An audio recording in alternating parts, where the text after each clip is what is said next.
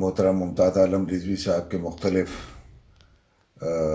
کتابیں جو ہیں وہ منظر عام پر آ چکی ہیں، جس میں سفر نامے بھی ہیں اور بہت ہی معلوماتی افسانے اور ناولز. میں سمجھتا ہوں کہ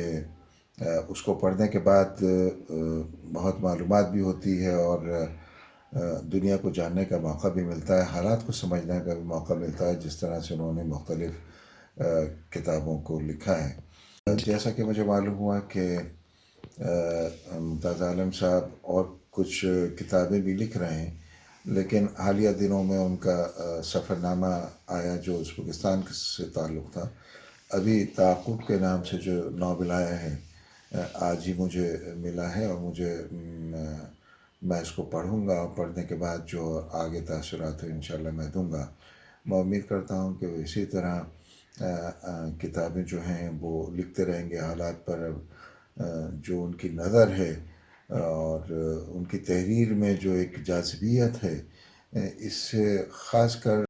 آج کی جو نوجوان نسل ہے، یہ کتابیں پڑھنے کے بعد، افسانے پڑھنے کے بعد، ناول پڑھنے کے بعد ان کو استفادہ حاصل کرنا چاہیے. اور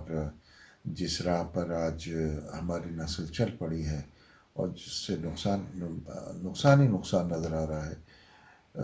ان کے لیے ہدایت بھی ضروری ہے. پہلے جو افسانے اور ناول ہوا کرتے تھے وہ دوسرے انداز کے تھے، لیکن آج کے جو ناول افسانے ہیں جو کبھی کبھی نگاہ پڑ جاتی ہے، میں تو پڑھتا نہیں تھا، لیکن جو معلوماتی ہیں تو وہ قوم کے لیے بھی اور ملک کے لیے بھی میں سمجھتا ہوں کہ بہت بہتر ہیں. جن میں جذبہ ہے ملک کے حالات کو دیکھ کر ان حالات سے اس کو نکالنے کا. آج نوجوان نسل، جیسے میں نے ذکر کیا، جس راہ پر چل چکی ہے اس کو اس راہ سے نکالنے کا اور ٹھیک راستے پر چلنے کا، نیک راستے پر چلنے کا، ان کو سدھارنے کا کے لیے یہ جو کتابیں ہیں یہ موقع فراہم کرتی ہیں. میں امید کرتا ہوں کہ ممتاز عالم رضوی صاحب اسی طرح